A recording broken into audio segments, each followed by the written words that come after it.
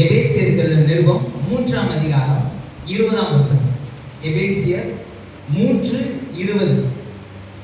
நாம் வேண்டிக் கொள்ளுகிறதற்கும் நினைக்கிறதற்கும் மிகவும் அதிகமாய் நமக்குள்ளே கிரியை செய்கிற வல்லமையின்படியே நமக்கு செய்ய வல்லவராகிய அவருக்கு சபையிலே கிறிஸ்து இயேசுவின் மூலமாய் தலைமுறைக்கும் சதா காலங்களிலும் மகிமை உண்டாவதாக. ஆமென். தேவனுடைய வார்த்தையினால் நிறைந்த மனிதன் அப்படின்ற தலைப்புல தான் நாம தொடர்ந்து கர்த்தருடைய வார்த்தையை தியானித்து கொண்டு வருகிறோம். தேவனுடைய வார்த்தையினால் ஒரு மனுஷன் நிறையும் பொழுது அவனுடைய ஒரிஜினல் பிளான்ல அவன் இருக்கிறான். அவனுக்கான ப்ளூ பிரிண்ட் அவன் வாழ்றான். இப்ப எல்லா பார்த்தீங்கன்னா இன்ஸ்ட்ருமெண்ட்ஸு, எல்லா எலக்ட்ரானிக்ஸு, இல்லை எல்லா மிஷினரிஸ் எல்லாமே பார்த்தீங்கன்னா ஒரு மேனுவல் புக் ஒன்று கொடுத்துருப்பாங்க. அது எப்படிலாம் செயல்படும், அது என்னென்னலாம் இருக்குது அப்படின்ற மாதிரி கொடுத்துருப்பாங்க. அதோட ஒர்க்கிங் மெத்தட், ஒர்க்கிங் ப்ராசஸ்ன்னு சொல்லிட்டு ஒன்று இருக்கும். அது எப்படி வேலை செய்யும் அப்படின்ட்டு ஒன்று இருக்கும். அது எப்போ மிஸ் ஆகுதோ அப்போ என்ன தேவைப்படுது, அதுக்கு ஒரு மெக்கானிக் தேவைப்படுது, அதுக்கு ஒரு எலக்ட்ரிஷியன் தேவைப்படுறாரு, அது சரி செய்யறதுக்கு தேவைப்படுறாரு. அப்போ அதுக்கான ஒரிஜினல் பிளான்ல அது இருக்கும் பொழுது அதோடைய ஃபுல் பொட்டன்ஷியல் அது வெளிப்படுது. அது என்ன நோக்கத்துக்காக தயாரிக்கப்பட்டிருக்கோ அந்த நோக்கத்தை அது நிறைவேற்றுது. அப்ப நாமளும் நமக்கான ஒரிஜினல் பிளான்ல, நமக்கான ஒரிஜினல் திட்டத்துல, நமக்காக கர்த்தர் என்ன திட்டத்தை வைத்திருக்கிறாரோ அந்த திட்டத்தை நிலைத்து இருக்கும் பொழுது நாம சிருஷ்டிக்கப்பட்ட நோக்கத்தை இந்த பூமியில நாம நிறைவேற்றுகிறோம். ஏதோ கர்த்தர் எல்லாம் ஆட்டு வந்த மாதிரி எல்லாம் பழுகு பெருகு அப்படின்னு சொல்ல, அவர் பழுகி பெருகுன்னு சொல்லும் போதே அங்கேயே எங்கன்னா ஆதியாகம புத்தகத்துல பார்க்கிறோம். பழுகி பெருகுன்னு சொல்லும் பொழுதே அங்க தேவனுடைய எல்லா குணாதிசயங்களும் இந்த பூமியில நடப்பிக்கிறதுக்கு நம்மளை பயன்படுத்துறார்.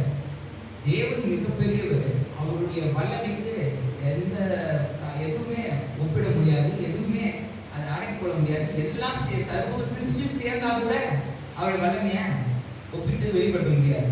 இருந்தாலும் அவருடைய சாயலின்படி ரூபத்தின்படி நம்மளை உண்டாக்கி ஜனங்களை திரளாய் பெருக செய்து இந்த ஜனங்களின் மூலமாய், கர்த்தருடைய பிள்ளைகளின் மூலமாய் அவருடைய கிரியைகளை நடத்திட்டே இருக்கிறார்.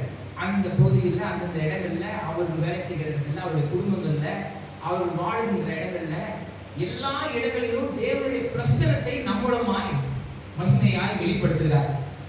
தேவனுடைய அளவற்ற மகிமையை நம்மால் முடிந்த அளவு நம்முடைய பகுதியில ஆசீர்வாதமாய், தேவன் இருக்கிற இடத்துல எந்த அளவும் இருள் இருக்காது. அப்ப நம்முடைய பகுதியில, நாம வாழ்கின்ற இடங்கள்ல, நம்ம வேலை செய்கிற இடத்துல, நம்ம படிக்கிற இடத்துல எங்கெல்லாம் இருள் இருக்கோ அந்த இருளை உடைச்சு தள்ளுறதுக்கு, அந்த இருளை துரத்துவதற்கு, நம்முடைய வாழ்க்கையில இருக்கிற இல்லாமைகளை, வெறுமைகளை, கஷ்டங்களை, வேதனைகளை எல்லாவற்றையும் துரத்துவதற்கு கர்த்தர் நம்மளை பயன்படுத்த சித்தமுள்ளவராக இருக்கிறார். அதான் பார்த்தீங்கன்னா, நாம் நினைப்பதற்கும் வேண்டிக் கொள்வதற்கும் மிகவும் அதிகமாய் நமக்குள்ளே கிரியை செய்கிற வல்லமையின்படி. அப்ப தேவனுடைய வார்த்தையால் ஒரு மனுஷன் நிறையும் பொழுது அவன் அநேக விதங்கள்ல அநேக சத்தியங்களை நமக்குள்ள வச்சிருப்பாங்க. முதலாவது சத்தியம், நாம் புது சிருஷ்டியாய் மாற்றப்படுகிறோம். இன்னொன்னு, கர்த்தர் எனக்குள்ள இருக்கிறார். இந்த உலகத்தில் இருக்கிறவனிலும் என்னில் இருக்கிறவர் பெரியவர். கர்த்தர் என் கூட இருக்கிறார், எனக்குள்ள வாசம் செய்கிறார் அப்படின்றத நம்ம அனுதினமும் நம்ம அதை தியானிச்சுட்டே இருக்கணும். நம்மளுடைய அது டிஃபால்ட்டா நம்ம மைண்ட்ல இருக்கணும். டிஃபால்ட்டா சொல்றாங்க, தூக்கத்தில் எழுப்பி கேட்டா கூட சொல்லணுன்ற மாதிரி கர்த்தர் உங்க கூட இருக்கிறார் அப்படின்றத நீங்க ஒரு நாளும் மறந்துடவே கூடாது. ஒரு நாள் அதுக்கு மீறி நீங்க சிந்திக்கவே கூடாது. கர்த்தரை கூட இருந்தா இல்லைன்னா இருந்தா இப்படி ஆகுமா? ஏன்னா அப்படியே யோசிக்கிறாங்க. அப்படி யோசிக்கிறது அதாவது அவருடைய அறியாமை தான். அது இயல்பாய் மனுஷிகமாய் அப்படி யோசிக்க தோணுது. நான் சொன்ன போன வாரத்துல உதாரணத்துக்கு சொன்னேன்ல, கிதியோன் பார்த்தீங்கன்னா மீதியானவர்களுக்கு பயந்து ஒளிஞ்சு அவர் போர் அடிச்சுக்கிட்டு இருக்கிறாரு. அந்த சூழ்நிலை சொன்னேன், ஒரு பயிர் விளைவிச்சு அதனுடைய பலன் வர நேரத்துல என்ன பண்ணுவாங்க, இந்த மீதியானவர்களுக்கு கொள்ளடிச்சுட்டு போயிடுவாங்க.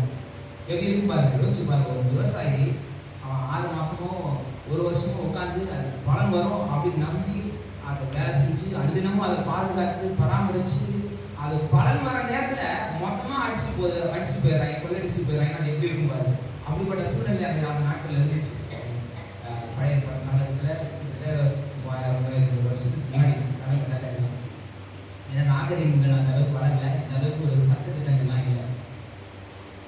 அப்படி இருக்கும்போது இதுல இன்னும் ஸ்பெஷல் என்னன்னா, இவங்க அதை வந்து அறுவடை செஞ்சு அதை தானியத்தை போரடிச்சு பத்திரமாய் களத்துல வச்சிருக்கும் போது எடுத்துட்டு போயிடுவாங்க. அது இன்னும் ஈஸி இல்லை. இவன் வந்து அறுவடை செஞ்சு எடுத்துட்டு போறதுக்கு, கொள்ளையடிச்சு எடுத்துட்டு போறதை விட எவ்வளோ ஒருத்தன் விலை வச்சு அதை பலன் எடுத்து அதை அறுவடை செஞ்சு நல்லா போரடிச்சு பத்திரமா வச்சிருந்தா அதை நீங்க வந்து எடுத்துட்டு போயிடுவாங்க. அதனால இந்த மனுஷன் என்ன பண்றாரு, மறைஞ்சு மறைஞ்சு பயந்து என்ன பண்றாரு, செஞ்சுட்டே இருக்கு. அவரோட மனசு எப்படி இருக்கும், யாராவது பார்த்துருவாங்களோ, யாராவது செஞ்சுருவாங்களோ, ஒன்றும் பெரிய தப்புன்னு செய்யல. அவருடைய நிலத்துல விளைவிச்ச அந்த பயிர்களை, அந்த தானியத்தை அவர் என்ன பண்றாரு, போரடிச்சுட்டு இருக்காரு. ஆனால் பயந்து பயந்து செஞ்சுட்டு இருக்காரு. அப்ப கர்த்தருடைய தூதரானவர் வராரு, மாம்சத்துல தேவன் வெளிப்படுறாரு. வெளிப்பட்டு சொல்றாரு, பராக்கிரமசாலியே கர்த்தர் உங்களோட இருக்கிறாரு அப்படின்னு. இதை கேட்டா மனுஷனுக்கு எப்படி இருக்கும், ஆண்டவரே கர்த்தர் என் கூட இருந்தா இப்படிலாம் நடக்குமா அப்படின்னு கேட்க. நம்மளும் அப்படிதாங்க, கர்த்தர் என் கூட இருந்தா எல்லாம் நடக்குமா, கர்த்தர் இல்லை அதனாலதான் என் வாழ்க்கையில எல்லாம் நடக்குதுன்னு நம்ம நினைச்சுட்டு இருக்கோம். ஆனா நம்ம வாழ்க்கையில அநேக துன்பங்கள், அநேக கஷ்டங்கள் மத்தியில கர்த்தர் உதவி செய்கிறார். அந்த மோசமான நேரத்தில் மத்தியில கர்த்தர் நம்மளை கை தூக்கி விடுவிக்கிறார், நம்மளுடைய ஜெயத்தை எடுக்கிறார். உலகத்தின் பார்வையில முடியாத காரியமா இருக்கும், உலகத்தின் பார்வையில இது செயல்பட முடியாத காரியமா இருக்கலாம். கர்த்தர் உங்களை அது மத்தியிலிருந்து தூக்கி எடுத்து சாட்சியா எழுப்பி இருக்க செய்கிறார். இதுக்காக நம்ம வேதனைகளை குறித்து, பாடுகளை குறித்து கிறிஸ்துவ போதனைகளை சொல்லணும். அதான் எதுக்குன்னா, இதை வந்து ஒரு கைட் மாதிரி. நம்ம இப்படி அநேகர் உலகத்துல இருக்கிறாங்க, நம்மள மாதிரியான சூழ்நிலை நம்ம நினைச்சிட்டு இருக்கோம். எனக்கு மட்டும்தான் உலகத்திலேயே பாடு அதிகம் அப்படின்ட்டு பொதுவான மைண்ட் செட் இருக்கு, எல்லாருக்கும் இருக்கிற மைண்ட் செட். உலகத்துல அதிகமா பாடுபடுறது யாரு, நான் தான் அப்படின்ற மைண்ட் செட் நம்ம எல்லாருக்குமே இருக்கும். ஆனா நம்மள மாதிரியே நிறைய பாடுகள் எல்லாருக்குமே இருக்கு. அவர்கள் எல்லாருமே அந்த பாடுகளில் இருந்து விடுவித்து வெளிவரதுக்கு கர்த்தர் நம்மை பயன்படுத்துகிறார். நம்ம வெளியே வந்து நம்ம அந்த பாதையை ஏற்படுத்தி காமிச்சு கர்த்தருடைய கரத்தை பிடிச்சு நம்ம வெளியே வரும்பொழுது அது அநேகருக்கு பிரயோஜனம் உள்ளதா இருக்கு, அநேகரை சத்தியத்துல வழிநடத்தக்கூடியதா இருக்கிறது. அப்ப நமக்குள்ளாக தேவன் வாசம் செய்கிறார் என்ற எண்ணம் நமக்கு ரொம்ப ரொம்ப முக்கியம். அதான் காட் இன்சைட் மைண்டட். தேவன் எனக்குள்ள இருக்கிறார் என்ற எண்ணத்தோடு நான் வாழ்கிறது. E.W. Kenyon வந்து இதை குறிச்சு நிறைய எக்ஸ்பிளைன் பண்ணி சொல்லியிருக்காரு. நான் சொன்னேன், வீட்டில் கூட போயிட்டு ரிசோர்ஸஸ் கூட நான் தரேன், அதனால் நீங்கள் வாசிச்சு பார்த்தீங்கன்னா அது அற்புதமாக அதை விலைக்கு அதை சொல்கிறாங்க. சிலருக்கு டெவில் இஸ் அரவுண்ட் மைண்டட், அது 3 மைண்ட் சொன்னேன். Devil is around minded. சில பேருக்கு காட் இஸ் இன் ஹெவன், கர்த்தர் வந்து தேவன் வந்து பரலோகத்தில் இருக்கிறார் அப்படின்ற மைண்டு. சிலருக்கு வந்து தேவன் வந்து யாரோ கிஃப்டட் பீப்புள்ஸ், அதாவது வரம் பெற்றவர்களுக்கு மட்டும் தான் தேவன் கிரியை செய்கிறார்ன்ற மைண்டு.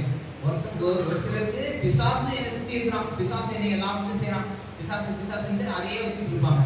சில பேருக்கு கடவுள் பரலோகத்தில் இருக்கிறாரு அப்படின்ற மைண்டு.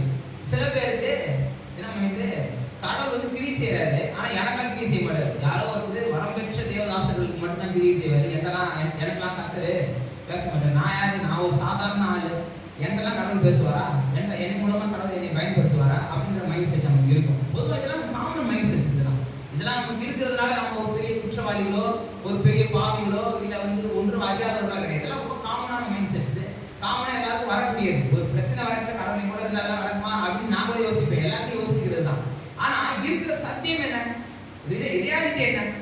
நான் வந்து கடவுள் வந்து உங்க கூட இருக்கிறாரா, நீ கடவுளோட இருக்கிறியா, அது பண்றியா, இதை பண்றியா, அதை ஆச்சப்பம் போச்சப்பறம் உங்களை குற்றப்படுத்துறதுக்கு நான் வந்து இங்க இருந்து பிரசங்கம் பண்ண தேவையில்லை. நம்மளுடைய மனசாட்சியை நம்மளை குற்றப்படுத்தும். நான் எதுக்கு இங்க இருந்து பிரசங்கம் பண்றேன், உங்க கூட கடவுள் இருக்கிறாருன்ற அப்படின்ற சத்தியத்தை உறுதிப்படுத்துறதுக்காக நான் பிரசங்கம் பண்ணிட்டு இருக்கேன்.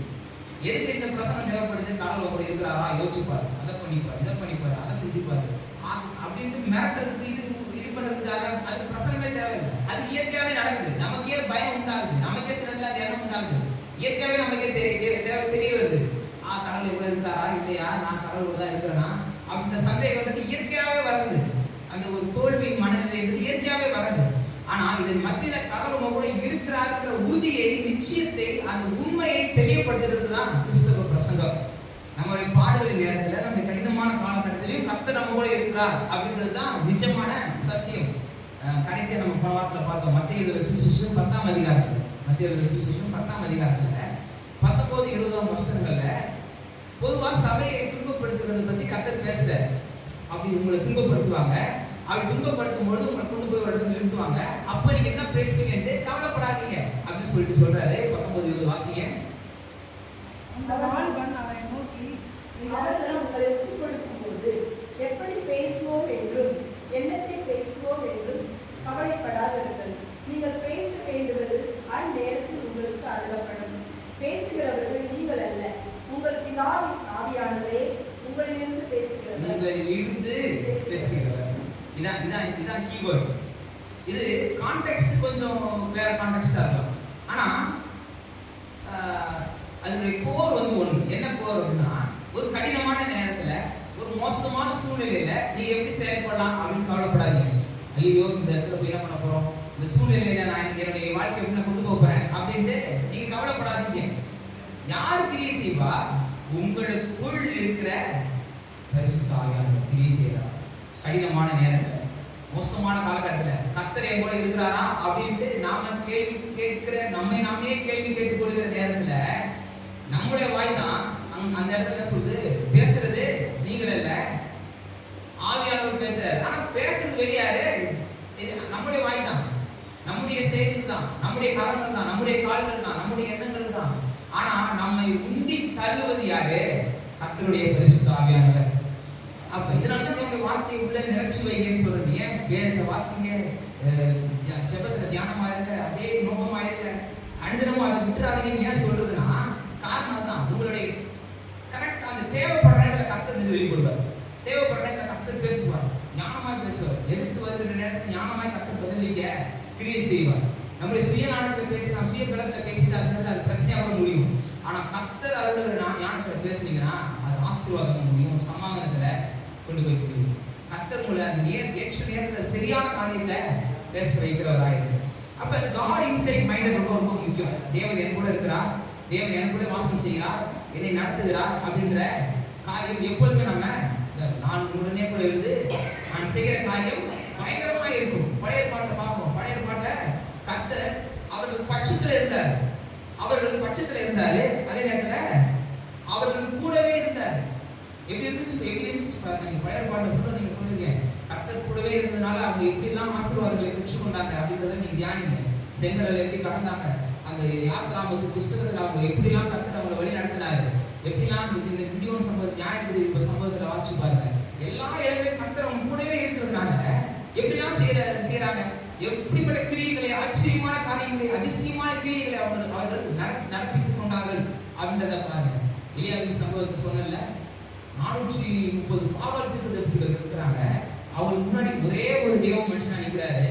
நின்றுட்டு சொல்றாரு, அதாவது மொத்த ராஜ்யமே எழுப்பி இருக்குது, ராஜா எதிராக நிற்கிறாரு, ராணி ஏசுகள் அதோட பயங்கரமா எதிர்ப்பு நிற்கிறாங்க, தேசமே எதிர்ப்பு நிற்குது. ஒரே ஒரு தேவ மனுஷன் கர்த்தருக்கு முன்பாக நிற்கிறாரு. என்ன நடக்கிறது அங்கே இருக்கிறார். ஆனா அந்த மலையில ஒரே ஒரு ஆள் தான் கர்த்தருடைய பட்சத்தில் நிற்கிறாரு. அவர் சவால் விடுறாரு, நீ கும்பிடுற தெய்வம் உண்மையா இருந்துச்சுன்னா வானவருக்கு அக்னி இறக்கிறான் அப்படின்ட்டு சொல்றாரு. ஒரே ஒரு மனுஷன் கர்த்தர் கூட இருந்ததுனால அவர் பேசுறாரு. வாசி பாருங்க, ஒரே ஒரு மனுஷன் சொல்றாரு. 409 பேர் சேர்ந்து என்னென்னமோ பண்றாங்க. வானத்துல இருந்து ஒன்னும் வரல. இவர் ஓரமா உட்காந்துக்கிட்டு கிண்டல் வேற பண்றாரு. என்ன தூங்கி இருப்பாரு, அதெல்லாம் சத்தமா கூப்பிடு அப்படின்னு கிண்டல் வேற பண்றாரு. நம்மளுக்கு தைரியம் வருமா? அவ்வளவு சீக்கிரம் வராது. ஆனா ஒரு இவ்வளவு கர்த்தருடைய வல்லமையான நிலைமை மனுஷன் அவ்வளவு தைரியமா பேசுறாரு. கடைசியா இவருடைய வழியில என்ன சொல்றாரு, தண்ணியை ஊத்து, அண்டாவா தண்ணியை ஊத்து, அதை ஃபுல்லு நினைச்சிரு. ஏன்னா என்ன சொல்ற, ஏன்னா ஃபர்ஸ்ட் நீ இவ்வளவு நேரம் வச்சிருந்த, வெயில் ஏற வரைக்கும் நீ வச்சிருந்த, இப்ப நானும் அதே மாதிரி என்னுடைய வழி இருந்துச்சு. இதனால இந்த சூட்டுனால ஆட்டோமேட்டிக்கா பத்திக்கிச்சு கூட நீ வந்து என்ன பண்ணுவ, கதை கட்டிடுவ. அதனால என்னன்னா அவர் அந்த தண்ணி ஊத்த சொன்னதுக்கான காரணம் அதான். பைபிள்ல அது ரொம்ப எக்ஸ்பிளைன் பண்ணி போட்ட, தண்ணி ஊத்த சொல்லிட்டாரு அப்படின்னு இருந்துச்சு. ஆனா ரீசன் என்ன, பொதுவா வந்து இந்த கல்லே பார்த்தீங்கன்னா நிறைய இடங்கள்ல நம்ம ஊர்ல இல்லை, ஆனா இந்த மிடில் ஈஸ்டர்ன் அந்த மத்திய கிழக்கு நாடுகள்ல கற்களை, இந்த பாறை கற்களை வெயில்ல வச்சிருவாங்க. வச்சுட்டு அதை வந்து ஒரு இடுக்கில மாதிரி பிடிச்சிட்டு வந்து அதை வச்சு சமைக்கிற பழக்கம் அவங்களுக்கு இருந்துச்சு. ஏன்னா உங்களுக்கு நெருப்பே தேவை, சூரியனோட நெருப்பே அவங்களுக்கு அந்த இந்த கூழாங்கல்லாம் பார்த்தீங்கன்னா இந்த சூட்டை டக்குன்னு என்ன பண்ணிடாது, இதாக அதே கொஞ்சமாக தான் ரிலீஸ் பண்ணும். அந்த சூடாகிறதும் கொஞ்சம் நேரம் சூடாகும். ஆனால் அந்த சூட்டை என்ன பண்ணாது, சீக்கிரம் வெளியே விட்டுறாரு. அப்படியே கலகலன்னு அப்படியே பொறுமையாக தான் அது என்ன பண்ணும், அது குறையும், அந்த சூடு குறையும். அதனால இந்த பாறையில இருக்கிற சூடுனாலே என்ன ஆயிடுச்சு, நெருப்பு எடுத்துச்சு, நீங்க கதை கட்டிக்க கூடாது. அதனால நீ என்ன பண்ண, தண்ணியை ஊத்துங்க, ஃபுல்லு தண்ணி ஊற்றி நடந்து வாய்க்காலா ஓடுது. அதுக்கப்புறம் சொல்றாரு, கர்த்தர் தெய்வம், கர்த்தரே தெய்வன்றதை அறிவிக்கிறாரு. எலியாவின் தேவன் இது இருக்கிறாருன்றத தைரியமாய் வெளிப்படுத்துறாரு. கர்த்தருடைய தெய்வீக பிரசனம் வெளிப்படுது. அந்த இடத்துல அக்னி பத்தி எரிந்து அந்த பலி என்ன ஆகுது. இது மாதிரி ஆச்சரியமான காரியங்கள் யோசிச்சு பாருங்க. அனனியா, மிஷாவேல், அசரியா, சாத்ராக், மேஷாக், ஆபேத்நேகோன்ற வாழ்க்கையில 7 மடங்கு அக்னி சூளையின் மத்தியில் அவங்க போடுறாங்க. கூட 4வது ஆளா கூடவே வராரு. தானியேல் சிட்டிகவில் இருக்கிறாரு. ராஜா கேட்கிறாரு, உன்னு கூட இருக்கிற தேவன் உன்னை தப்பிச்சாரா அப்படின்னு கேட்கிறாரு. எல்லாத்தையும் கூட தேவன், உன்னோடு இருக்கிற தேவன், உங்களோட கூட இருக்கிறவர் உங்களை வழி நடத்தினா, அவங்க வழி நடத்துற தேவன் இன்னைக்கு நாம உள்ள வாசம் செய்யறா. நம்ம நினைச்சிட்டு இருக்கோம் அதெல்லாம் ரொம்ப பயங்கரமான காரியம், வல்லமையான காரியங்கள் நடக்குது. ஏன்னா கர்த்தர் நம்ம கூட இருந்தாரு. இன்னைக்கு அதே கர்த்தர் நம்ம கூட இருக்கிறது மாத்திரம் இல்ல, நம்ம உள்ள வாசம் செய்யறா. யோசிச்சு பாருங்க. அவங்களே அப்படி செஞ்சாங்கன்னா நம்ம அதை விட அதிகமா நம்ம அற்புதங்களையும் அதிசயங்களையும் நாம் செய்ய முடியும். நமக்கு அந்த திறமையை இந்த ஆற்றலை நம்ம வாழ்க்கையை கொடுத்துருக்கோம். நம்மளுடைய வாழ்க்கையில இருக்கிற எல்லாமே பார்த்து அதே யோசிச்சுட்டு இருக்காதீங்க. கஷ்டங்களை பார்த்து அதே யோசிச்சுட்டு இருக்கக்கூடாது. தேவைகளை பார்த்து அதே தியானமா இருக்கக்கூடாது. கர்த்தருடைய வேதத்தில் தியானமா இருக்கிற மனுஷன் தான் பாக்கியவான். தேவைகளை தியானமா இருக்கிற மனுஷன் இல்லை. தேவைகளே நோக்கிக்கிட்டு அதே யோசிச்சுட்டு என் பிரச்சனையே பேசிக்கிட்டு இருக்கிறது கர்த்தருடைய பிள்ளைகளுக்கு இல்லை. உலகம் அப்படிதான் கற்றுத்தருது. பிரச்சனை இருக்கதான் செய்யுது.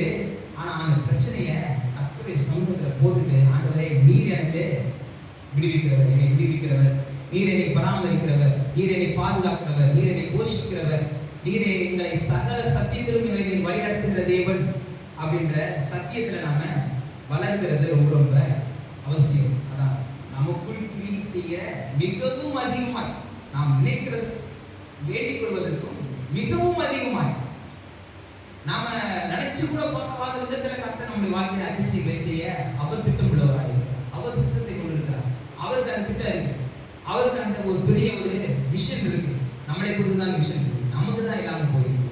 நமக்கு தான் என்ன பண்ணிருது, நம்மளை குறித்து தான் ஒரு குறைவான ஒரு பிக்சரை வச்சிருக்கோம். இந்த ஒரு ஸ்டேஜ் அடைஞ்சா போதும் அப்படின்னு நம்ம நினைச்சிட்டு இருக்கோம். ஆனா கர்த்தர் அதை காட்டிலும் மேலான நிலையை அடைவதற்கு திட்டத்தை வச்சிருக்கிறார். உங்களை குறித்து தான் திட்டத்தை வச்சிருக்கிறோம். நான் சொல்றேன், வேதம் சொல்லுது, பைபிள்ல நம்ம தான் வாசிச்சோம். உங்களை குறித்து தான் அது போட்டுருக்கு. யாரையோ பத்தி பேசல, ஏதோ ஒரு நாட்டில் இருக்கிற யாரையோ பத்தி பேசல, உங்களை பத்தி பேசுது. இந்த வசனம் எபேசியர் 3:20 யாரை பத்தி பேசுது? நீங்க சொல்லலாம், தைரியமா சொல்லலாம், என்னை பத்தி பேசுது. நான் என்னை பத்தி அது சொல்லி தருது. நான் நினைப்பதற்கும் நான் வேண்டிக் கொள்வதற்கும் எனக்குள்ளே மிகவும் அதிகமாய் கிரியை செய்கிற தேவன் அவர் அப்படின்ற சத்தியத்தை நீங்க அறிஞ்சுக்கணும். இப்படிப்பட்ட சத்தியங்கள் தான் நம்மளை வழி நடத்தும், நம்மளை வாழ செய்யும். 1 கொரிந்தியர் புத்தகம், நீங்க நிறைய கொஞ்சம் வேத வசனத்தை தான் நம்ம பார்க்க போறோம். அநேக வேத வசனங்களை மட்டும் நம்ம பார்த்துட்டு நம்ம நிறைவு செய்ய போறோம். 1 கொரிந்தியர் புத்தகம் 6ஆம் அதிகாரம் 20ஆம் வசனத்தை வாசிங்கன்னா, உங்கள் சரீரமானது நீங்கள் தேவனாலே பெற்று உங்களில் தங்கி இருக்கிற பரிசுத்த ஆவியினுடைய ஆலயமா இருக்கிறது என்று நீங்கள் உங்களுடையவர்கள் அல்லவென்று அறிவீர்களா? கிரயத்திற்கு கொள்ளப்பட்டீர்களே, ஆகையால் தேவனுக்கு உடையவர்களாகிய உங்கள் சரீரத்தினாலும் உங்கள் ஆவியினாலும் தேவனை மகிமைப்படுத்துங்கள். சரீரத்தினாலும் தேவனை மகிமைப்படுத்துங்கள் அப்படின்னா அது நமக்கு புரியுது. எப்படி புரியுது? கர்த்தருக்கு பிரியமாய் வாழணும், கடவுளுக்கு பிரியமாய் கடவுளுக்கு மகிமை தர மாதிரி வாழணும், சரியான வார்த்தைகளை பேசணும், நியாயமான காரியங்களை நடந்து கொள்ளணும், சரியான வழியில நம்முடைய பாதைகளை நாம் வகுத்து வச்சுக்கணும். இப்படி சரீரத்தினால் நாம் தேவனை மகிமைப்படுத்துறதுன்றது புரியுது. ஆவியினால் தேவனை மகிமைப்படுத்துறதுனா என்ன? அப்ப ஆவியினால் தேவனை மகிமைப்படுத்துங்கள் அப்படின்னா ஏதோ மறிச்சு பரலோகம் போனதுக்கு அப்புறம் தேவனை மகிமைப்படுத்துறதை பத்தி பேசுறேன். காணக்கூடிய விதத்துல தேவனை மகிமைப்படுத்துற மாதிரி காணக்கூடாத விதத்திலேயே தேவனை நாம மகிமைப்படுத்தணும். எப்படி காணக்கூடாத விதத்துல தேவனை மகிமைப்படுத்த முடியும்? ஒரு வார்த்தைகளை பேசுறோம், மனுஷன் முகத்துக்காக சில பேர் பேசுறோம், ஆனா உள்ளுக்குள்ள ஒரு வச்சுட்டே மனுஷன் என்ன பண்ணுவாங்க? பேசுறோம். அப்ப சரீரத்தினால ஏதோ நன்மை செய்யற மாதிரி இருக்கு. ஆனா நமக்கு கொடுக்கப்படுது என்னன்னா, சரீரத்தினால காணக்கூடிய விதத்துல செய்யறது மாத்திரம் இல்ல, காணக்கூடாத விதத்திலையும் நாம் என்ன பண்ணணும்? தேவனை மகிமைப்படுத்தணும், நன்மைகளை செய்கிறவர்களாய், சரியானதை யோசிக்கிறவர்களாய். சில பேர் பார்த்தீங்கன்னா அப்படிதான் வெளியில நல்லது செய்யற மாதிரியே பேசுவாங்க. ஆனா உள்ளுக்குள்ள ஒரு பெரிய வஞ்சன்ஸ் இருக்கும், ஒரு பெரிய போட்டி இருக்கும், பொறாமை இருக்கும். உள்ளுக்குள்ள அப்படியே ஒரு இது இருக்கும். ஆனா வெளியே பார்த்தா நமக்கு நல்லது செய்யற மாதிரியே தான் பேசிக்கிட்டு இருப்போம். வெளியே நான் ரொம்ப அப்படியே நம்மளை கைட் பண்ற மாதிரி இருக்கும், நம்மளை இது பண்ற மாதிரி தான் இருக்கும். ஆனா உள்ளுக்குள்ள ஃபுல்லு பார்த்தா அப்ப அது தேவனுடைய சித்தம். தேவன் எப்படி செஞ்சு தேவனுக்கு பிரியமானது என்ன? சரீரத்தினாலும் ஆவியினாலும் தேவனை நாம மகிமைப்படுத்துகிறவர்களா இருக்கணும். இன்னும் நிறைய வேத வசனம் பிலிப்பியர் 1:20 பார்த்தீங்கன்னா பவுல் சொல்றாரு, நம்ம பைபிள் ஸ்டடிலாம் நம்ம பார்த்தோம். என்ன சொல்றாரு? நான் மரிச்சாலும் அது கர்த்தருக்கு மகிமை தான். ஏன்னா நான் இருந்தாலும் மகிமை தான், மரிச்சாலும் மகிமை தான், எல்லாமே கர்த்தருக்கு மகிமை தான் நான் செயல்படுறேன் அப்படின்றாரு. அப்புறம் கலாத்தியர் 2:20 சொல்றாரு பாருங்க, இனி நான் அல்ல, கிறிஸ்துவே எனக்குள் ஜீவிக்கிறார். என்னை பலப்படுத்துகிற கிறிஸ்துவினாலே எல்லாம் செய்ய எனக்கு பலன் உண்டு. இனி நான் அல்ல, கிறிஸ்து எனக்கு எனக்குள்ள ஜீவிக்கிறார். இப்ப எனக்குள்ள இருந்து வெளிப்படுகிற ஆற்றல் எல்லாமே யாரு? கிறிஸ்து தான். கிறிஸ்து தான் எனக்குள்ளே கிரியை செய்கிறார். பவுல் வந்து இந்த ஒரு மைண்ட் செட் அவர் வந்து எப்பொழுதுமே அவரை வந்து டாமினேட் பண்ணும். நீங்க நிருபங்கள் முழுக்க இந்த சத்தியத்துக்காக நம்ம மறுபடியும் பவுல் நிருபங்கள் மொத்தத்தையும் ஒரு முறை வாசிப்பாங்க. அவர் எப்படின்னா, நம்ம கருப்பு கலர் கண்ணாடி போட்டு பார்த்தா எல்லாமே கருப்பா தெரியுற மாதிரி, பச்சை கலர் கண்ணாடி போட்டு பார்த்தா எல்லாமே பச்சையா தெரியுற மாதிரி நிறைய விதங்கள்ல நிறைய நேரத்தை நம்ம தியானிச்சிருக்கோம். ஆனா பவுல் வந்து பவுல் வந்து அவருக்குள்ள தேவன் இருந்து அவருக்குள்ளாக இருந்து மகிமையாய் வெளிப்படுறாரு, கிரியை செய்யறாரு அப்படின்ற மைண்ட் செட்ல தான் எழுதியிருக்கிறாரு. அப்படின்ற கண்ணோட்டத்துல நிருபங்களை ஃபுல்லும் ஒரு முறை வாசிச்சு பார்த்தா முழுக்க அப்படிதான் எழுதியிருக்காரு. நீங்க நிறைய வேத வசனங்களை எடுக்கலாம். கொலேசியர் நிருபம் 1ஆம் அதிகாரம் 28ஆம் வசனம் 29ஆம் வசனத்தை வாசிங்க. கொலேசியர் 1:28-29.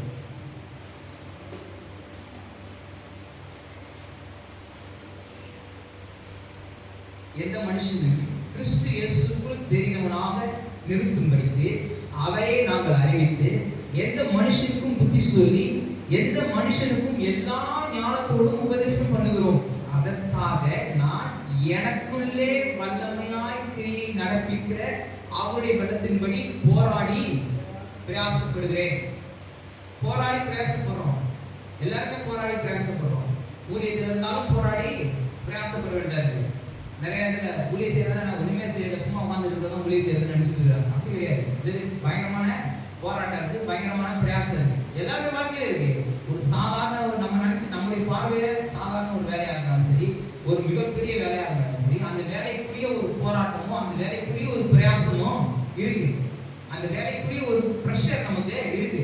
நம்முடைய தகுதிக்கு நம்முடைய திறமைக்கு தக்கதாக நம்முடைய வேலைக்கே ஒரு பிரஷர் இருக்குன்னா, நம்மளோட மேலானவங்களுக்கு அதை விட பிரஷரு அதிகமாக தான் இருக்கு. எல்லா நிலைகளிலுமே பிரஷர் இருக்கு. எல்லா நிலைகளிலும் அந்த போராட்டம் பிரயாசம் இருக்கு. ஊழியத்துல இருக்கு. இங்க அப்போஸ்தலனாகிய பவுலுக்கு இருக்கு. அவரே சொல்றாரு, போராடி பிரயாசப்படுறேன். நான் ரொம்ப பிரயாசப்படுறேன், போராடுறேன். ஆனா எந்த பலத்துல நம்ம போராடுறோம்? அதான் விஷயம். இங்க அப்போஸ்தலனாகிய போராடுறாரு, பிரயாசப்படுறாரு. ஆனா எந்த பலத்துல பண்றாரு? எனக்குள்ளே வல்லமையாய் கிரியை செய்கிற அவருடைய கிரியை, அதாவது இந்த ஊழியத்தை புரிந்துதானே அவருடைய பார்வையில அந்த ஊழியத்தை நடத்துவதற்கு, அந்த ஊழியத்தை கொண்டு செல்வதற்கு அவர் அநேக விதங்களை போராடுறாரு, அநேக பிரயாசங்களை செய்து கொண்டிருக்கிறார். நம்ம குடும்பத்தை நடத்துவதற்கு, நம்ம தொழிலை நடத்துவதற்கு நாம எப்படி போராடுறோமோ பிரயாசப்படுறோமோ அதே மாதிரி அவர் செஞ்சுட்டு இருக்காரு. ஆனா நமக்கும் அவருக்கும் ஒரு வித்தியாசம் இருக்கு. என்ன வித்தியாசம்? நம்ம அநேக நேரங்கள்ல நம்ம சுய பலத்துல நம்ம போராடி பிரயாசப்பட்டு கொண்டிருக்கிறோம். நம்ம ரொம்ப எஃபர்ட் போட்டு நம்ம செஞ்சுக்கிட்டு இருக்கிறோம், முயற்சி எடுத்துக்கிட்டு இருக்கிறோம். கரெக்ட் தான், நியாயம் தான். ஆனா இது எல்லாமே எதன் மீது கட்டப்பட்டு இருக்கணும்? எதன் அஸ்திபாரத்தில் இருக்கணும்? இந்த போராட்டம் பிரயாசம் எல்லாமே கிறிஸ்துவுக்குள் எனக்குள்ள தேவன் இருக்கிறார். இங்க போலதான் சொல்றாரு பாருங்க, நான் எனக்குள்ளே வல்லமையாய் கிரியை செய்கிறேன்.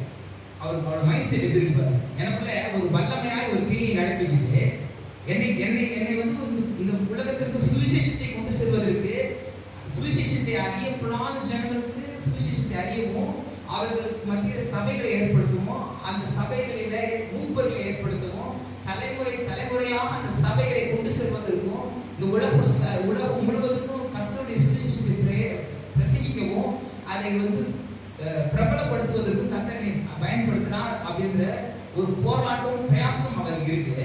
ஆனா அவர் கிரியை செய்தது தன்னுடைய சுய பலத்தினால, தன்னுடைய அந்த பரிசேயர் அப்படின்ற அந்த பதவியை வச்சுக்கிட்டு இல்ல, தன்னுடைய உலக பிரகாரமான கல்வி ஞானத்தை வச்சுக்கிட்டு இல்ல, உலக பிரகாரமான அந்த எந்த இதையும் அவர் மேன்மை பாராட்டல, எங்கேயுமே முன்னிறுத்தல. ஆனா அதெல்லாம் பயன்படுதான்னு கேட்டா பயன்படுது. அவருடைய கல்வி அவருக்கு பயன்படுது, அவருடைய பழைய ஏற்பாட்டின் அந்த ஞானம் அவருக்கு பயன்படுது, பழைய ஏற்பாட்டு முறைமைகளை அவர் கற்றுக்கொள்வது அவருக்கு பயன்படுது, அவருடைய ரோமன் சிட்டிசன்ஷிப் அவருக்கு பயன்படுது, அவருடைய உலக பிரகாரமான காரியங்கள் எல்லாம் பயன்படுது. ஆனா அவைகளை முன்னிறுத்திக்கிட்டு இவர் பின்னாடி நிற்கிறேன், கர்த்தர் தான் முன்னாடி நிற்கிறார். நம்ம ஒரு சின்ன ஒரு நூல் அளவுதான் வித்தியாசம். இதுல இந்த உலக ஞானங்கள் எல்லாம் வேணாம், வேஸ்ட் அப்படின்ட்டு கிடையாது. அவர் குப்பையும் நஷ்டம் என்று எண்ணுகிறேன்றார். ஆனா இதெல்லாம் பயன்படுத்தா கேட்டா பயன்படுச்சு. ஏன்னு கேட்டா இதெல்லாம் இல்லைனாலும் அவரால் செயல்பட்டு முடியும். அதான் விஷயம். இதெல்லாம் இருந்ததுனாலதான் அப்போஸ்தலனாகிய பவுல் செயல்பட்டாரு அப்படின்னு கிடையாது. இதெல்லாத்தையும் அவர் பயன்படுத்திக்கிட்டார். அப்ப நாம நம்முடைய கல்வி, நம்முடைய திறமைகள், நம்முடைய ஆற்றல்களை இருக்கிறதுனாலதான் நான் முன்னேறேன் அப்படின்ற ஒரு செட்டு கிடையாது நம்ம மைண்ட் செட். இதெல்லாம் நமக்கு கூட இருந்து நம்ம வழி நடத்துகிறது. இதெல்லாம் இல்லைனா கூட கட்டணும்ல வழி நடத்துது. இதெல்லாம் சிலர் நம்ம நினைச்சிட்டு இருக்கோம், எனக்கு இது இருந்தால் நல்லா இருக்குமே, அது இருந்தால் நல்லா இருக்குமே.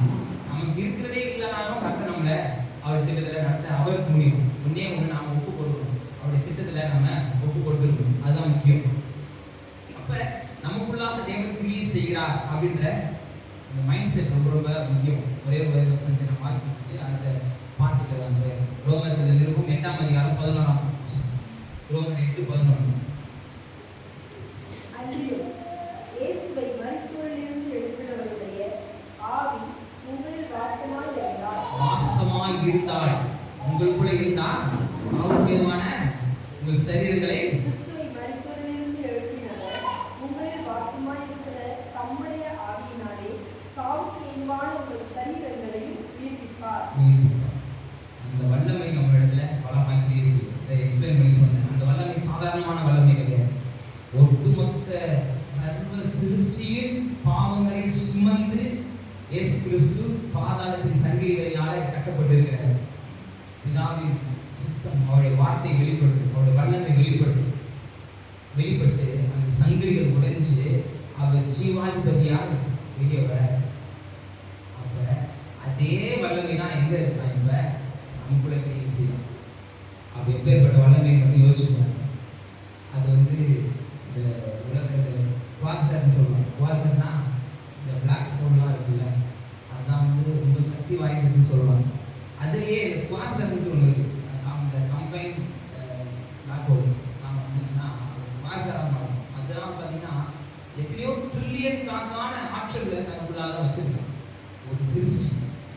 அந்த சிருஷ்டிகரின் ஆற்றல், ஒட்டுமொத்த ஆற்றலும் நமக்குள்ளாக கிரியை செய்யலாம். ஆமென். அந்த விசுவாசம் எப்பொழுது நமக்கு அந்த வல்லமை மகா பெரியது. அந்த மைண்ட் செட் எப்பொழுது நமக்குள்ளாக கிரியை செய்கிறவர் பெரியவர், நமக்குள்ளாக இருக்கிறவர் பெரியவர். அவர் எவ்வளவு பெரியவர்? எல்லா பட்சத்திலும் பெரியவர். அவரோட பெரியது ஒண்ணு இல்லை. அந்த மைண்ட் செட் ரொம்ப ரொம்ப முக்கியம். அப்ப நமக்குள்ளாக தேவன் வாசம் செய்து 3 காரியங்களை செய்கிறார். இந்த 3 காரியங்களை நம்ம வேகமா பார்த்துட்டு நாம நிறைவு செய்யலாம். ஒன்று, நமக்குள்ளாக தேவன் வாசம் செய்யும் பொழுது 3 காரியங்கள். ஒன்று, நம்மை புது சிருஷ்டியாய் மாற்ற. யாக்கோபின் புஸ்தகம் 1ஆம் அதிகாரம் 18ஆம் வசனம். யாக்கோபு 1:18.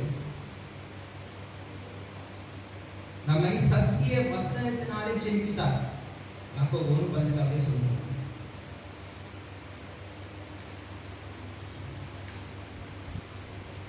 அவர் சித்தம் கொண்டு தம்முடைய சிருஷ்டிகளில் நாம் முதல்வரானவர்கள் அவருக்கு நம்மை சத்திய வசனத்தினாலே ஜெனித்தார். அவர் சித்தம் கொண்டு தம்முடைய சிருஷ்டிகளில் நாம் முதல் பலன் இயேசு கிறிஸ்து.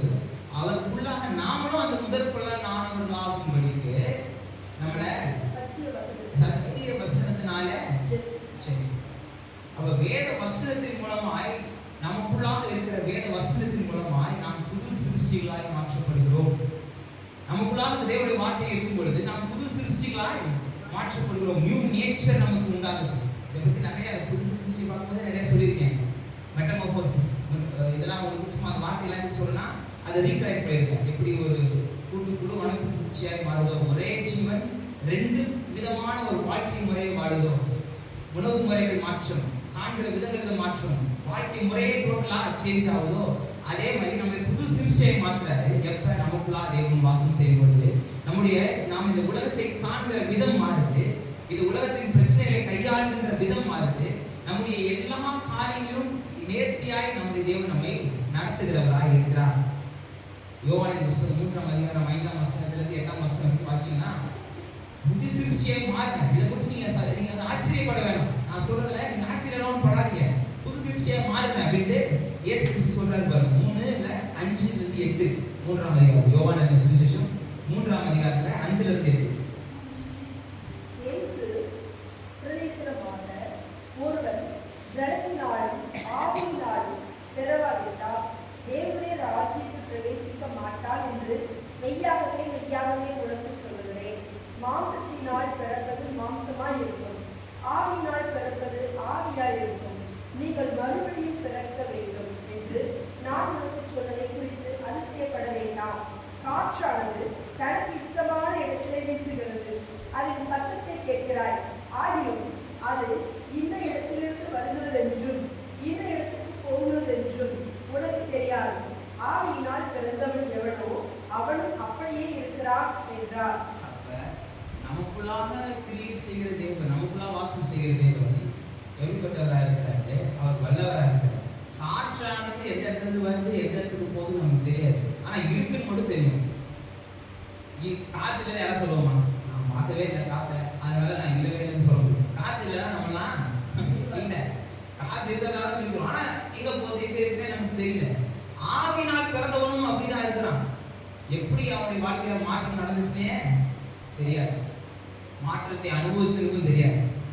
மற்றவனுக்கு தெரியாதனாலும் பரவாயில்ல, மாற்றத்தை அனுபவிச்சிருக்கும் தெரியாது. ஆனா அவன் என்னமோ நடந்துச்சுன்னு மட்டும் தெரியும்.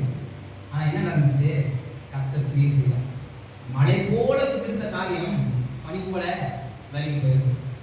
பெரிய விஷயம், இதெல்லாம் நடக்கவே நடக்காதுங்க, இதெல்லாம் சாத்தியமே இல்லை, இனிமே இதெல்லாம் வாய்ப்பே கிடையாது அப்படின்ட்டு நம்ம சுற்றி இருக்கிற சொல்லியிருக்கலாம், நாமே கூட நினைச்சிட்டு இருக்கலாம்.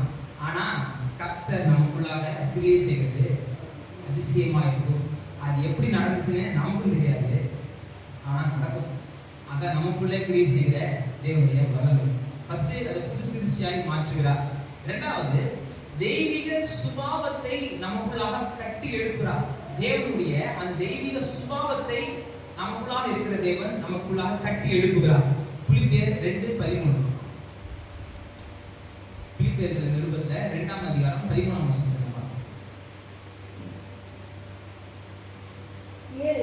தேவனே தம்முடைய தயவுள்ள சித்தத்தின்படி விருப்பத்தையும் செய்கையும் உங்களில் உண்டாக்குகிறவர்.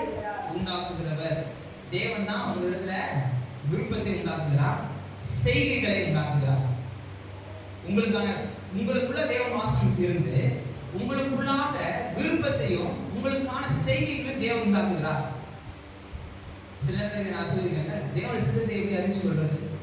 நாம செய்யறது தேவனுடைய தேவன் செய்வாரா? தேவன் இந்த காரியத்தை இங்க இருந்தார்னா, நமக்கு முன்பாக இருந்தார்னா இயேசு கிறிஸ்து இந்த காரியத்தை அங்கீகரிப்பாரா அப்படி யோசிச்சீங்கன்னா சித்தத்தை அறிஞ்சு கொள்ளலாம். நமக்குள்ளாக விருப்பத்தையும் செய்கையும் அவர் உண்டாக்குகிறார். அப்ப நாம விரும்புகிறது, நாம செய்கிறது சரியா தப்பான்னு எப்படி கண்டுபிடிக்கலாம்? இது கர்த்தருக்கு பிரியமா, கர்த்தர் இது விரும்புறாரா? நம்ம ஒரு கேள்வி அங்க வச்சுட்டோம்னா அது தேவன் தான் கொடுத்தாரா இல்ல நம்ம மாம்சத்துல செஞ்சோமான்றது வேணும். இப்படிதான் நான் சொல்றது. இங்க விருப்பத்தையும் செய்ய யார் தராரா? கர்த்தர் தராரா.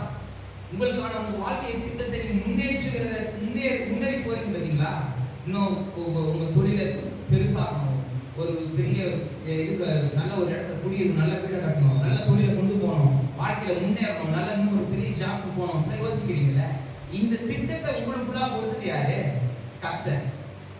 விருப்பத்தையும் செய்கையும் உங்களுக்குள்ளாக உண்டாக்குறார். ஆனா சூழல் எப்படி இருக்கு? தேவை உள்ளதா இருக்கு, மோசமானதா இருக்கு, ரொம்ப பயம் நிறைந்ததா இருக்கு, எதிர்காலம் கேள்விக்குரியதா இருக்கு நம்முடைய பார்வையில. ஆனா கர்த்தருடைய பார்வையில எப்படி இருக்கிறாரு? கர்த்தர் அவர் ஒரு பெரிய திட்டத்தை நோக்கத்தையும் உள்ள வச்சுட்டு தான் என்ன பண்றாரு? உங்களுக்குள்ளாக ஒரு விருப்பத்தையும் அதை உரிய செய்கைகளையும் உங்களுக்குள்ளாக வச்சிருக்கிறாரு. நான் சொல்றேன், வசனம் சொல்றேன், பிலிப்பியர்ல அப்படிதான் போட்டிருக்கு. ஏனெனில் தேவனே நம்முடைய தயவுள்ள சித்தத்தை, அது ஒரு தயவுள்ள சித்தம், அது வந்து நம்முடைய எபிலிட்டியை பார்த்து கொடுக்குற சித்தம் கிடையாது. நீங்க யோசிச்சு பாருங்க, இது வரைக்கும் நம்முடைய வாழ்க்கையில ஒரு பெரிய ஒரு காரியம் செஞ்சிருக்கோம் அப்படின்னா அது நம்மளுடைய எபிலிட்டியை வச்சு செஞ்சோமா இல்ல கர்த்தருடைய இரக்கத்தை வச்சு செஞ்சோமா அப்படின்னு யோசிச்சு பாருங்க. கர்த்தருடைய இரக்கம் வந்ததுல வேற ஒன்று இருக்கும். நம்மளுடைய எபிலிட்டியை வச்சு அதை செஞ்சிருக்க முடியாது. இது வரைக்கும் அப்படி நடக்குது தேவன். இனிமேல் நடத்துவார். இனிமேல் ஆச்சரியமான காரியங்களே, அதிசயமான காரியங்களை உங்க வாழ்க்கையில நீங்க பார்ப்பீங்க. ஏன்னா உங்களுக்குள்ளாக அந்த தயவுள்ள சித்தத்தையும் அந்த செய்தியும் வைச்சிருக்காரு அந்த இயேசு கிறிஸ்து. நிச்சயமாய் கர்த்தர் உங்களுக்கு அதை நிறைவேற்ற வல்லவராக இருக்கார். இன்னும் பிலிப்பியர் 4ஆம் அதிகாரத்தில் 13ஆம் வசனத்துல பாத்தீங்கன்னா, என்னை பலப்படுத்துகிற கிறிஸ்துவினாலே எல்லாவற்றையும் செய்ய எனக்கு பலன் உண்டு. ரொம்ப ஃபேமஸான வசனம். எல்லாவற்றையும் செய்ய எனக்கு பலன் இருக்கு. என்னுடைய வாழ்க்கையை மாற்றுவதற்கான பலன் இடத்துல இருக்கு. சமாதானத்தை கொண்டு வருவதற்கான பலன் இடத்துல இருக்கு. சந்தோஷத்தை கொண்டு வருவதற்கான பலன் இடத்துல இருக்கு. முன்னேற்றத்தை கொண்டு வருவதற்கான பலன் இடத்துல இருக்கு. எந்த பலன் அது? என்னை பலப்படுத்துகிறவருடைய பலன். அந்த பலன் நம்முடைய பலவீனத்துல அவருடைய பலன் பரிபூர்ணமாக கிரியை செய்கிற பலன். அது தேவனுடைய பலன். அந்த இடத்துல கிரியை செய்யுது. தேவனுடைய அனந்த ஞானம் அந்த கிரியை செய்யுது. நம்மை அவர் பலப்படுத்துகிறார். நம்முடைய பலவீனங்கள்ல அவர் பலப்பட்டு இப்ப எல்லாவற்றையும் செய்யக்கூடிய ஆற்றலை, பலத்தை கர்த்தர் நம்ம கரங்கள் தரார். சரியான ஞானத்தை தரார். சரியான வழிநடத்தலை நமக்கு தரார். வாழ்க்கையை முன்னேற்றி கொண்டு போவதற்கு சரியான திட்டத்தை நம்ம வாழ்க்கையில் நமக்கு கர்த்தர் ஏற்படுத்தி கொடுத்திருக்கிறார். அப்ப முதலாவது நமக்குள்ளாக நம்மை புது சிருஷ்டியாய் மாற்றுகிறாரு. நமக்குள்ளாக இருக்கிற தேவன் அவருடைய சுபாவத்தை நமக்குள்ளாக வச்சிருக்கிறாரு. மூணாவது, நம்மை கொண்டு சபைக்கும் இந்த உலகத்திற்கும் ஆசீர்வாதமாய் நம்மை வாழ செய்கிறார். மார்க்கு சுவிசேஷம் 16ஆம் அதிகாரத்தை எடுத்துக்கொள்வோம். மார்க்கு 16 15ஆம் வசனத்திலிருந்து அது வாசிக்கிறோம். பின்பு அவர் அவர்களை நோக்கி, நீங்கள் உலகமெங்கும் போய் சர்வ சிருஷ்டிக்கும் சுவிசேஷத்தை பிரசங்கியுங்கள். விசுவாசம் உள்ளவனாகி ஞானஸ்நானம் பெற்றவன் ரட்சிக்கப்படுவார். விசுவாசியாதவனோ ஆக்கினைக்குள்ளாக தீர்க்கப்படுவார். விசுவாசிக்கிறவர்களால் நடக்கும் அடையாளங்கள் ஆவன. என் நாமத்தினாலே பிசாசுகளை துரத்துவார்கள், நவமான பாஷைகளை பேசுவார்கள், சர்ப்பங்களை எடுப்பார்கள், சாவுக்கேதுவான யார் ஒன்றை குறித்தாலும் அது அவர்களை சேதப்படுத்தாது. வியாதியஸ்தர்களுக்கு கைகளை வைப்பார்கள், அப்பொழுது அவர்கள் சுத்தமாவார்கள் என்றார். இவ்விதமாய் கர்த்தர் அவர்களுடனே பேசின பின்பு பரலோகத்துக்கு எடுத்துக் கொள்ளப்பட்டு தேவனுடைய வலது பாரிசத்தில் உட்கார்ந்தார். பரலோகத்துக்கு எடுத்துக்கொள்ளப்பட்டு தேவனுடைய வலது பாரிசத்தில் உட்கார்ந்தார். இப்படிதான். இப்ப 20ஆம் வசனம் வாசிச்சு பாருங்க. அவர்கள் புறப்பட்டு போய் எங்கும் பிரசங்கம் பண்ணினார்கள். கர்த்தர் அவர்களுடனே கூட கிரியையை நடப்பித்து அவர்களால் நடந்த அடையாளங்களினாலே வசனத்தை உறுதிப்படுத்தினார். எந்த வசனத்தை உறுதிப்படுத்தினாரு? முன்னாடி யோசிச்சு பாருங்க. விசுவாசத்தை துரத்துவார்கள், நவமான பாஷைகளை பேசுவார்கள், சர்ப்பங்களை எடுப்பார்கள், சாவுக்கு எதுவான யார் குடித்தாலும் அவர்களை சேதப்படுத்தாது, வியாதியஸ்தர்களை கை வைப்பார்கள். இந்த மாதிரியான வேத வசனங்களை மாம்சத்துல பார்த்தா அவர் பரமேற்றை பிதாவின் வலது வருஷத்துல உட்கார்ந்தாரு. ஆள் இல்லாத மாதிரி தான் இருக்கு. கூடவே இருந்த மனுஷன், கூட சுத்தி இருந்த மனுஷன் கூட இல்லாத மாதிரி தான் இருக்கு. ஆனா கூட தான் இருக்காரு. இப்ப எங்க இருக்காரு? உள்ள வாசம் செய்ய ஆரம்பிச்சிட்டாரு. இப்ப அந்த வசனம் போட்டுருப்பாங்க, கர்த்தர் அவர்களுடனே கூட கிரியையை நடப்பித்து. யார் மூலமாய்? வெளியரங்கமா பார்த்தா அவர் போய் பரலோகத்துல போய் உட்கார்ந்த மாதிரி இருக்கு. ஆனா எங்க இருக்கிறாரு? இப்ப உள்ள இருக்கிறாரு. ஒவ்வொருத்தருக்குள்ள இருந்து ஒவ்வொருத்தர் மூலமாய் கிரியை நடப்பிச்சுட்டு இருக்கிறாரு. பிசாசுகளை துரத்துறாங்க. சாவுக்கு, அதாவது நம்முடைய அன்றாட சூழ்நிலையில அப்படியே போட்டு பாருங்க. நம்ம டெய்லி ஒரு பாம்பு போட்டு அதுக்கு மிதிச்சுட்டு போறது கிடையாது. ஆனா பாம்பு மாதிரி மனுஷங்க மத்தியில நம்ம நடந்து போறோம்.